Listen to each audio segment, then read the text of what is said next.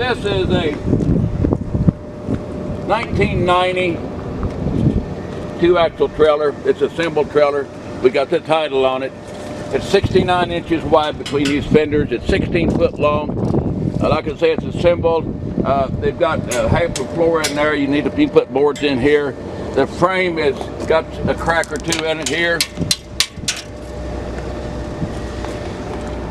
And a little on here. You just beef it up a little bit. It may have a flat tire on it.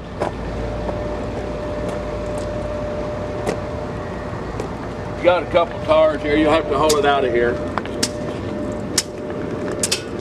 Got fenders. It's as is.